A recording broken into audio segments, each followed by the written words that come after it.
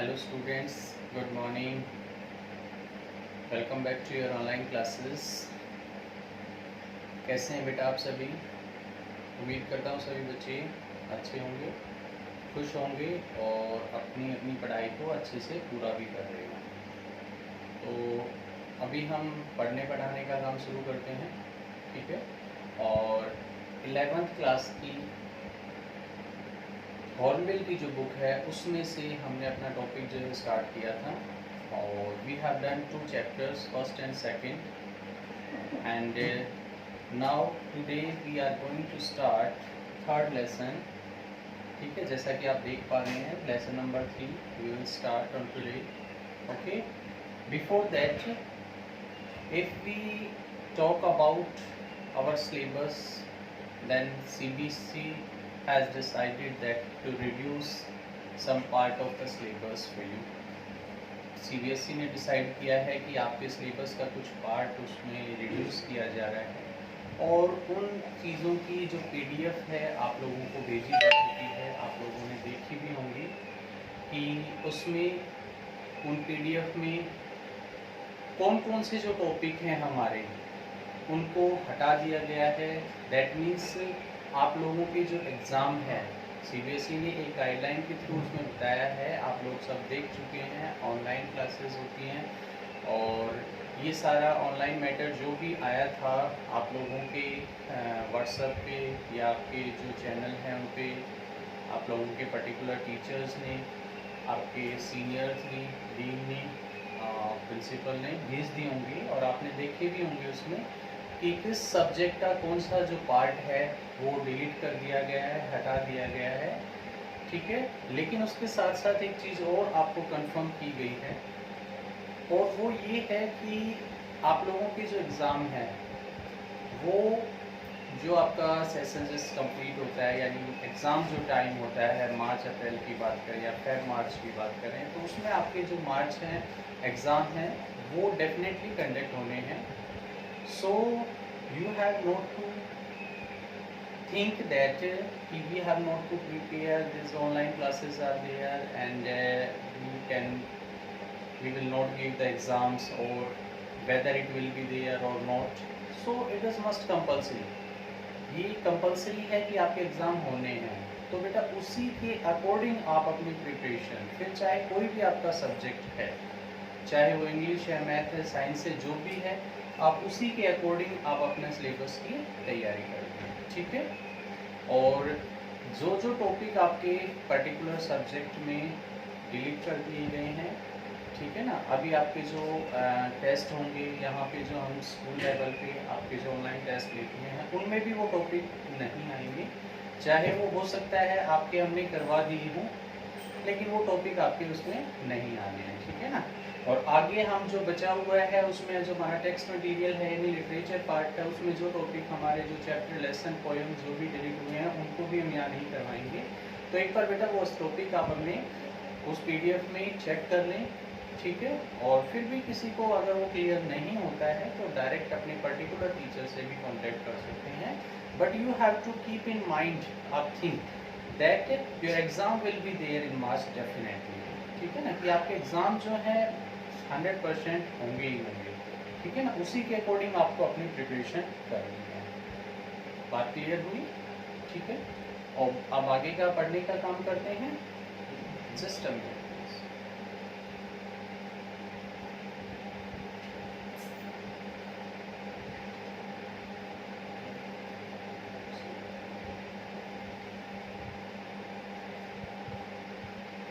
Yes बेटा, आज हम बात करेंगे लेसन नंबर 3 हॉर्नबिल का। हमारा जो चैप्टर है बहुत इम्पोर्टेंट चैप्टर है, ठीक है।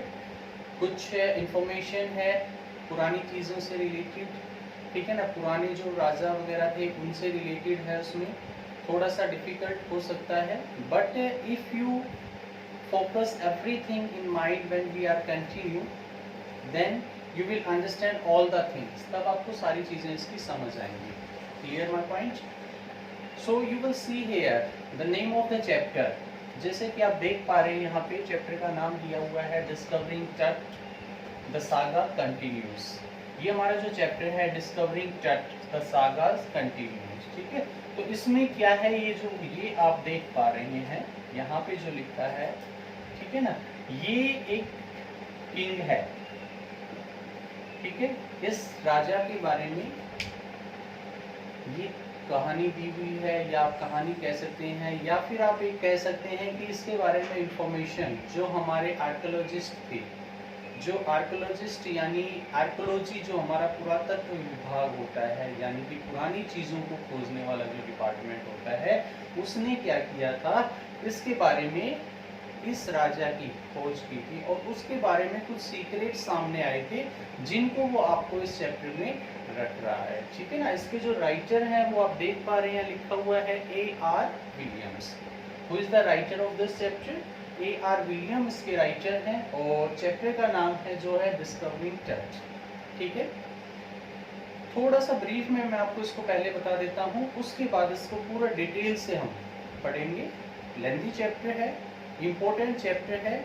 In your exam you will definitely get the questions from this chapter. आपके एग्जाम में इस चैप्टर से रिलेटेड क्वेश्चन जरूर आता है। हर एक डेट को, हर एक पॉइंट को, हर एक चीज को आपको बिल्कुल ध्यान से समझना है। Clear my point?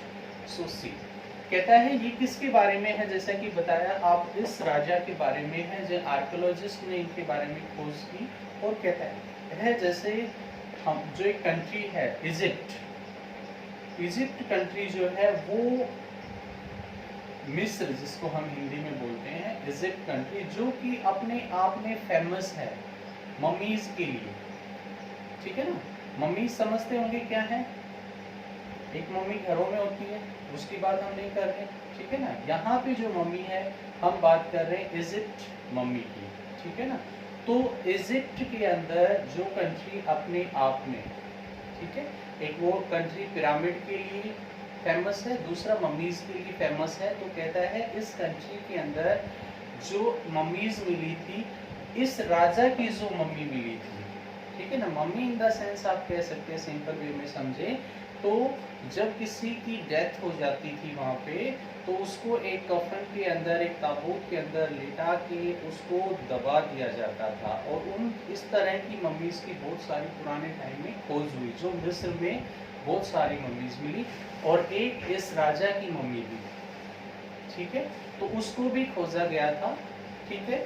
और कहता है ये जो था, अगर हम बात करें तो 3300 साल पहले, 3300 ईयर्स बिफोर, 3300 साल पहले कहता है इस राजा की जो मम्मी थी वो दफनाई गई थी। And he was a young, थोड़ा सा इस राजा के बारे में डिटेल जाने तो क्या कहता है, वो अपने टाइम का सबसे, अपने डायनेस्टी का, अपने वंश का सबसे पावरफुल और लास्ट किंग था, और सबसे कम एज का राजा था, ठीक है ना। और कहता है 3300 साल पहले इसकी मम्मी को दफन किया गया था, इसकी अचानक से डेथ हो गई थी यंग एज में ही।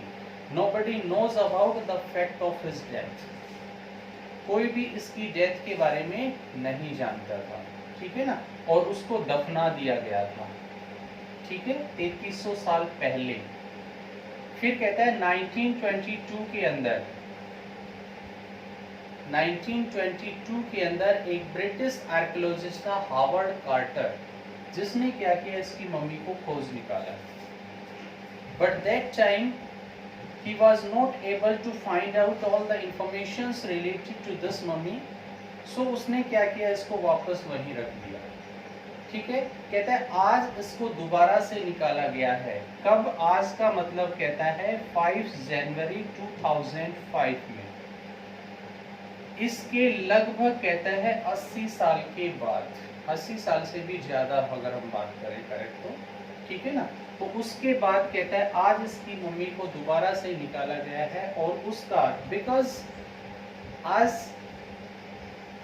जो आर्कियोलॉजी है उसके पास बहुत सारे इंस्ट्रूमेंट हैं, बहुत सारी मशीनरीज हैं, टेक्नोलॉजी है, जिसके बेस पे वो उस मम्मी के बारे में एग्जैक्ट जान सकते थे कि वो कब दफनाई गई, किस राजा की है वो, कितने साल पुरानी है, एंड हाउ, कि वो राजा किस तरह मरा, किस एज में मरा। Everything they can understand, they know that with the help of the technology. But that time when Howard Carter found this mummy, then he was not able to find out anything related to this mummy. And one thing was also important for this. इसके लिए जो एक सबसे important है वो क्या है, ये क्या थी, एक गिल्डेड, हेड गिल्डेड जो है मम्मी थी. इट मीन्स पूरी की पूरी जो किससे थी, ये सोने से लदी हुई थी. ठीक है ना, इसीलिए इसलिए ज्यादा फेमस हुई. यानी वो पावरफुल था, अच्छा मतलब वेल्दी था. ठीक है, इसीलिए कहता है इस राजा की जो, इसके साथ साथ कहता है और बहुत सारे, सबसे मेन चीज तो ये पूरी सोने से बनी हुई थी, गोल्ड गिल्डेड थी. दूसरा कहता है इसके साथ और भी बहुत सारी चीजें थी. और कौन सी चीजें थी, वो कहता है कि उसके डेली यूजेस की चीजें, कि भाई उसके मतलब उसके लिए लिनन गारमेंट्स, ठीक है ना, razor, oil, brush, comb, even something to eat, something to drink, कुछ खाने की चीज़ें, कुछ पीने के लिए वाइन्स वगैरह, वो भी उसके साथ, उसकी मम्मी के साथ मिली थी. So there thought that, archaeologist thought that कि that time they think that after the death there is started a new journey. वो आर्कियोलॉजी मानता है, या आर्कियोलॉजी ने अनुमान लगाया कि इन लोगों का मानना था उस टाइम कि डेथ के बाद आदमी की एक नई जिंदगी स्टार्ट होती है, और उसके बाद वो क्या करता है, अपनी उस नई जिंदगी में भी उसे इन सारी चीज़ों की ज़रूरत होती है. तो वो जब उसे कफन में लिटाते हैं तो इस तरह की चीज़ें वो उसके साथ देते हैं. ठीक है, आज इसकी सीटी स्कैन होना है, इसके बारे में इंफॉर्मेशन क्रिएट होनी है, तो उसके लिए उसको निकाला गया है. ठीक है ना, और फिर इसका जो सीटी स्कैन किया जाता है, इसकी डेथ के बारे में बहुत सारी चीज़ें निकल कर सामने आती हैं, जो पूरा इस चैप्टर में आपको देखने को मिलेंगी. सो पूरी की पूरी इसके बारे में बता रहा है, इस्कट राजा के बारे में बताया गया है. ठीक है, ये इसका ब्रीफ पार्ट मैंने आपको बताया है. Now we will read this one in detail with the help of the book. हम इसको डिटेल से पढ़ेंगे. इसकी जो इन्फॉर्मेशन है आपको सिर्फ सुनना है. You have not to open your book, you will listen it what I am saying. जो मैं चीज़ बोल रहा हूँ आपको सिर्फ उसको ध्यान से सुनना है. ठीक है ना, क्या चीज़ उसमें बताई जाती है, कौन सी डेट उसमें बताई जाती है, किसका नाम लिया जाता है, उस राजा का दूसरा नाम क्या था, उस टाइम उसकी कैपिटल क्या होती थी, वो क्या चीज़ें यूज करता था, किस गॉड को मानता था. Everything will be there, you will see now. इसका कुछ पार्ट आज हम कंटिन्यू करेंगे. ठीक है ना, कुछ अगली क्लास में इसको कंटिन्यू रखेंगे. So today you will see this part now. Detail के अंदर आप इस चैप्टर का अगला पार्ट देखेंगे. ठीक है, यस बेटा. सबसे पहले क्या चीज बोलता है इसके अंदर, ध्यान से समझिए. कहता है टट was just a teenager when it died. सबसे मेन चीज क्या है, ये जो राजा था, टट जो राजा था, कहता है टीनेजर था, युवा था, व्हेन ही डाइड, जब वो मरा था. ठीक है ना, ये भी आपके पास क्वेश्चन है. टीनेजर था, कहता है he is very powerful of his dynasty, this is the most powerful of his dynasty, and he died, वो मर जाता है. इमीडिएटली, अचानक से, एकदम से मर गया. Nobody knows about his death, and when he died he was a teenager. ठीक है, आगे कहता है उसके इजिप्ट में सेंचुरी से उनकी जो डायनेस्टी चली आ रही थी, उसका ये लास्ट राजा था और मोस्ट पावरफुल किंग था. ठीक है, और कहता है जब उसकी डेथ हुई वो टीनेजर था, और उसे क्या किया गया, बाकी लोगों की तरह उसे भी दफना दिया गया, उसकी मम्मी को भी दबा दिया गया, उसे कफन में लिटा दिया गया. ठीक है ना, लेकिन कहता है विद गोल्ड, पूरा गोल्ड से उसको वो किया गया, पूरा गोल्ड से उसे, उसकी मम्मी को डेकोरेट किया गया, पूरा गोल्ड, और दूसरी चीजें भी उसके साथ रखी गई. ठीक है, कहता है 3300 साल बाद, जिस दिन उसकी मम्मी को दफनाया गया था, उसके 3300 ईयर्स के बाद, इन 1922 में, ध्यान से समझिए.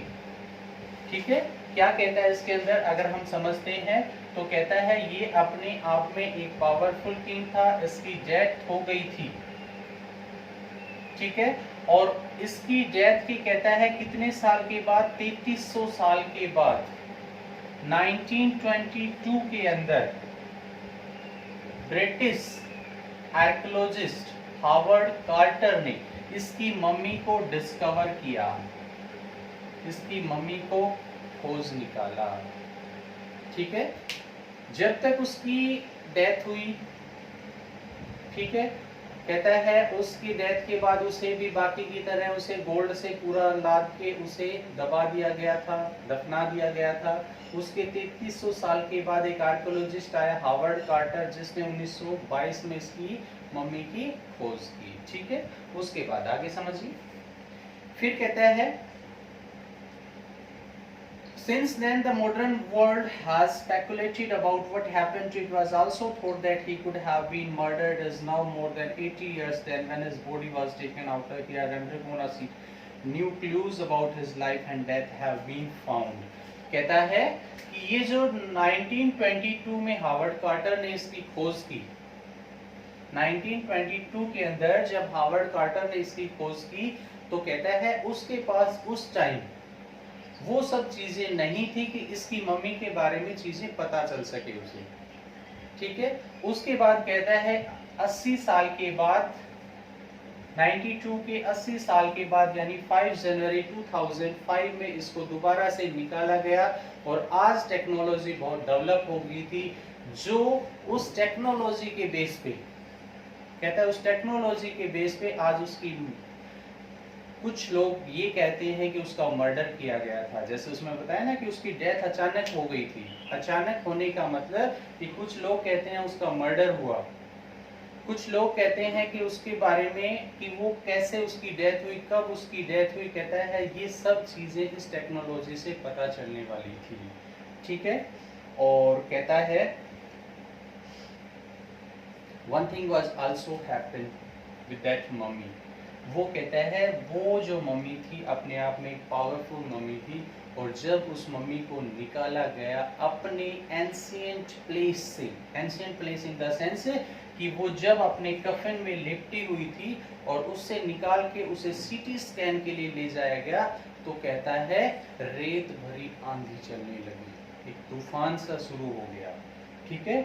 और कहता है ये जो उसका रेस्टिंग प्लेस था, उसके रेस्टिंग प्लेस से जब उसे निकाला गया तो उसके रेस्टिंग प्लेस कहता है जहां पे वो इतने सालों से रेस्ट कर रही थी, इतने सालों से वो रेस्ट कर रही थी, उसको माना जाता है वैली ऑफ किंग्स, राजाओं की वैली। उस वैली से जब उसे निकाला गया तो कहता है धूल भरी आंधियां चलने लगी, तूफान शुरू हो गया, ठीक है। और कहता है ये जो जगह है Kings of valley, sorry valleys of king जो जगह है, ये कहता है लग्जर के नजदीक है, साउदर्न इजिप्ट में, साउथ इजिप्ट का साउदर्न पार्ट, और वहां पे एक लग्जर नाम की जगह है जिसके नजदीक ये वैली ऑफ किंग्स है, ठीक है ना। राजाओं की जो वैली है वो कहाँ पे है, साउदर्न इजिप्ट में लग्जर नाम की जो जगह है उसके पास, ठीक है। उसके बाद कहता है क्योंकि इसे वैली ऑफ किंग इसलिए कहा जाता है कि इन दिस एरिया बहुत सारे जो राजा थे, किंग्स थे, उनकी ममीज को इस बीच दफनाया गया था। Points clear. उसके बाद कहता है now the questions can be there, why this place is called the valley of kings, क्यों कहा जाता है वैली ऑफ किंग्स, आपको समझ आ ही गया होगा, क्योंकि कहता है यहाँ पे बहुत सारे राजाओं की मम्मीज को दफनाया गया था। कहाँ पे है वो valley of king, southern Egypt में, वेरी गुड, बहुत अच्छे बच्चे हैं। उसके बाद किस जगह के नजदीक है वो, लग्जर जगह के, शाबाश। कहता है उस राजा का नाम क्या था, टट। उसकी मम्मी को कितने साल बाद निकाला गया था, 3300 साल, जिस दिन उसको दफन किया था उसके 3300 साल बाद, कब, 1922 में। किसने निकाला था, American archaeologist, American, very good, American नहीं था वो, ब्रिटिश आर्कियोलॉजिस्ट था बेटा, ध्यान रखिए इसमें, ठीक है ना, उसने इसको निकाला, लेकिन उसके पास ज्यादा कुछ इम्प्रूव टेक्नोलॉजी नहीं थी, इसलिए वो ज्यादा उसके बारे में इंफॉर्मेशन नहीं जान पाया। ठीक है, उसकी जो मम्मीज थी किससे लदी हुई थी? गॉड से। दूसरे बहुत सारी चीजें उसके साथ थी। ठीक है, हावर्ड कार्टर के बाद 80 साल के बाद 2005 में उसको दोबारा से निकाला गया, क्योंकि आज हमारी टेक्नोलॉजी डेवलप थी और आज उसकी मौत के रहस्य के बारे में जान सकते थे। ठीक है, और जब उसको सीटी स्कैन के लिए उस एंशिएंट प्लेस से, कौन सा ancient place? Valley of king से निकाला गया, तो व्हाट हैपेंड? कहता है धूल भरी आंधियां चलने लगी थी। ठीक है, समझ में आया यहाँ तक? आगे ध्यान दीजिए। उसके बाद कहता है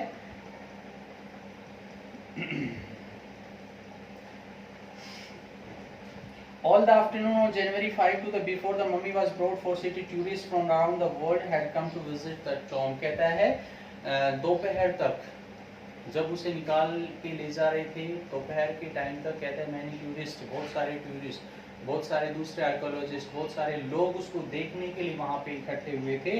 ठीक है ना, और कहता है जहां उसको ले जाया जा रहा था वो एरिया लगभग 26 फीट 26 फीट अंडरग्राउंड था। ठीक है, और एक मतलब रॉक कट टॉम्ब था, जहां उसको ले जाया जा रहा था वो रॉक कट टॉम्ब, एक टॉम्ब था जो कि चट्टान को काट कर बनाया गया था। और कहता है tourist looked with wonder on the walls of the burial temple and the touch gilded face. Tourist वहां पे जो देख रहे थे, ध्यान से समझिए इसमें क्या बता रहा है। उसमें टूरिस्ट जो देख रहे थे वो the most striking thing is the outer lid of the coffin that was shaped like mummy itself. Some visitors read from the guide books in whisper, others stood healthy untimely death।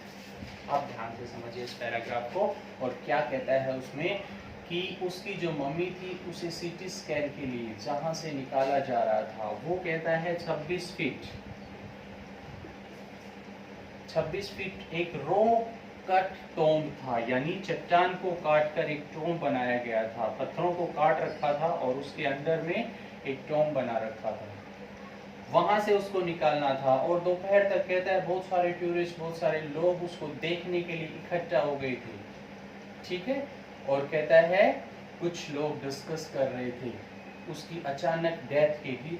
अचानक एक राजा इस तरह से अपनी teen age में ही, यानी युवा अवस्था में ही मर जाता है, तो क्या हो सकता है? क्या उसका मर्डर हुआ? क्या उसे मार दिया गया? कुछ डिस्कस कर रहे थे, कुछ लोग उसे कुछ भी नहीं कह रहे थे, साइलेंट थे, क्योंकि जब उसे ले जाया गया तो तेज आंधी चलने लगी थी जैसे बताया था। तो कुछ लोग मान रहे थे it was the curse of Pharaoh, जो आंधी तूफान, जो रेत चलने की वो बारी थी, उसे कर्स ऑफ फेरो मान रहे थे। Curse of pharaoh in the sense, और इवन क्या हुआ था जब उसे ले जाया गया तो उस मशीन में जब उसका सीटी स्कैन होना था वो मशीन ने भी काम करना बंद कर दिया। तो अब उनको कंफर्म हो गया था कि ये तो उस राजा का श्राप है जिसके कारण तूफान आया, आंधी आई, और अब ये मशीन काम नहीं कर रही। बाद में उसको ठीक किया गया और पता चला था कि कुछ मिट्टी उसके अंदर घुस गई थी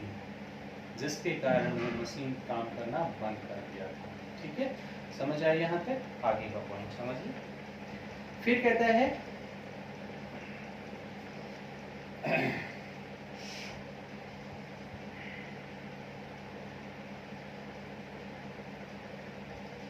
कहता है it was the British archaeologist. थोड़ा सा पीछे की अगर बात करते हैं तो ब्रिटिश हार्वर्ड क्वार्टर ने जब इसको खोज किया था, आज भी पहले इसने क्या किया है, इसको पहले इस चीज के बारे में बता दिया, अब ये इसके बारे में बताता है। जब हार्वर्ड कार्टर ने इसको 1922 के अंदर निकाला था तो उसमें क्या चीज सामने आई थी वो बताता है। उसमें कहता है 92 में इसमें निकाला था, तो उस टाइम ये अनटच थी, किसी ने उसको नहीं देखा था, ना ही उसे निकाला था।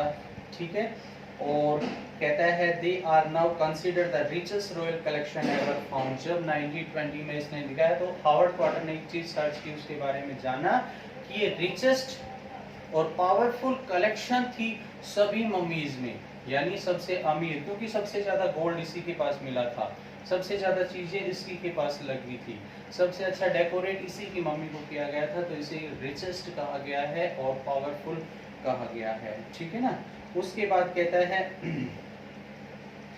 There were board games, bronze razor, linen undergarment, case of food and wine. कहता है इस बोर्ड के साथ साथ उसके पास दूसरी भी चीजें थी, जिसमें कौन कौन सी इक्वेशन आता है इसमें बेटा, what the other things were also with the mummies that Howard Carter found it। जब हावर्ड कार्टर ने उसे ढूंढा तो दूसरी चीजें क्या थी, तो इसमें एक बार फिर बता देता हूँ, बोर्ड गेम्स, खेलने के लिए उसके गेम थे, ब्रॉन्ज रेजर, ठीक है ना, लिनन अंडरगारमेंट, उसके जो अंदरूनी कपड़े पहनने के होते हैं, केसेस ऑफ फूड, काफी खाने की चीजें, और वाइन जो उसके साथ मिली थी, ठीक है ना। ये क्वेश्चंस में आप लिख सकते हैं। उसके बाद कहता है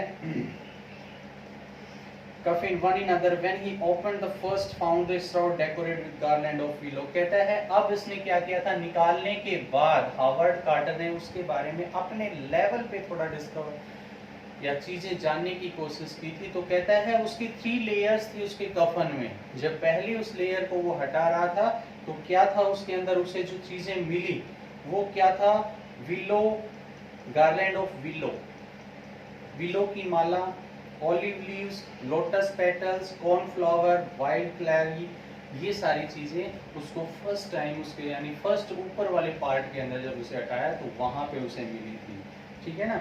उसके बाद कहता है Carter reach the coffin that in the mummy neat in rending treble. कहता है उसने 1 बाय 1 पहली परत को हटाया, दूसरी को हटाया, फिर कहता है उसके लिए आगे का पार्ट हटाना मुश्किल था क्योंकि वो पूरा सीमेंटेड थी और गोल्ड से पूरा डेकोरेट थी, यानी गोल्ड और सीमेंटेड था, जिसको हटा पाना उसके लिए मुश्किल था, ठीक है।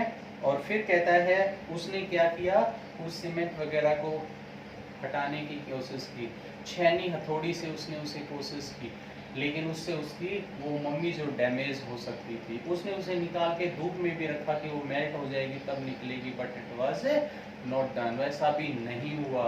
सो लास्ट में हावर्ड कार्टर ने डिसाइड किया कि वो उसे इस कंडीशन में छोड़ भी नहीं सकता। हावर्ड कार्टर ने क्या डिसाइड किया कि that he can't leave in this condition because for gold thief will still it. कहता गोल्ड के लिए क्या करेंगे, लोग उसको चुरा ले जाएंगे, चोर उसको चुरा ले जाएंगे, उसके पास कुछ भी नहीं बचेगा, ठीक है ना। इसीलिए वो उसको ऐसे छोड़ भी नहीं सकता था। और इसमें क्या किया गया, उसने क्या किया, जब उसे नहीं वो डिस्कवर कर पाया तो उसने वापस सेम एज इट इज उसे रख के और वापस दबा दिया था। इसीलिए कहता है 80 साल के बाद दोबारा उसको 5 जनवरी 2005 में डिस्कवर किया था, ठीक है। जाही हवास, एक ध्यान से आगे चीज सुनिए इसमें, जाही हवास कहता है एक आर्कियोलॉजिस्ट हेड था जिसने हावर्ड कार्टर के ऊपर आरोप लगाया, ब्लेम किया कि तुमने इस मम्मी को डिस्ट्रॉय करने की कोशिश की है। क्यों? क्योंकि उसने उसे निकालने की कोशिश की थी, निकाल के उसको ढूंढने की कोशिश, उसको नष्ट करने, नष्ट इन द सेंस उसके बारे में जानने, लेकिन वो उसको नुकसान हो सकता था इसलिए उसने किया। बट उसने हावर्ड कार्टर ने अपने एक्सप्लेनेशन उसे देख के अपने आप को सही साबित किया था, ठीक है बेटा।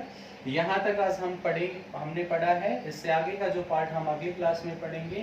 तो आज जो आपने चीजें जानी है उसमें क्या है, सबसे पहले आपने राजा हिस्टट के बारे में जाना, ठीक है, उसको क्यों निकाला गया, कब निकाला गया, किस लिए निकाला गया, कहां से निकाला गया, ठीक है, और उसके बारे में क्या इंफॉर्मेशन मिली, उसको डिटेल से आगे भी समझेंगे। यहाँ पे भी आपने जाना है, ठीक है। जब उसको निकाल रहे थे तो वहाँ क्या हुआ, उसके साथ कौन कौन सी चीजें उस मम्मी के साथ देखने को मिली, हावर्ड कार्टर ने उसको किस तरह से निकाला, कैसे उसको डिस्कवर किया, ये सारी चीजें आज आपने इस क्लास में जानी।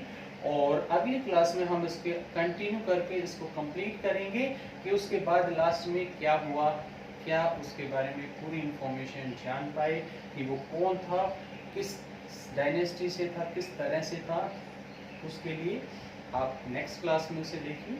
और बेटा इसमें जो भी पॉइंट आपको इस चैप्टर से, इन चीज़ों से समझ आ रहे हैं उनको अपनी नोटबुक में भी नोट कीजिए, ताकि आपका जो टेस्ट होता है MCQ टाइप होता है, शॉर्ट होता है, तो आप उसमें उसे इजीली कर पाए, ठीक है। Thank you so much, have a good day everyone.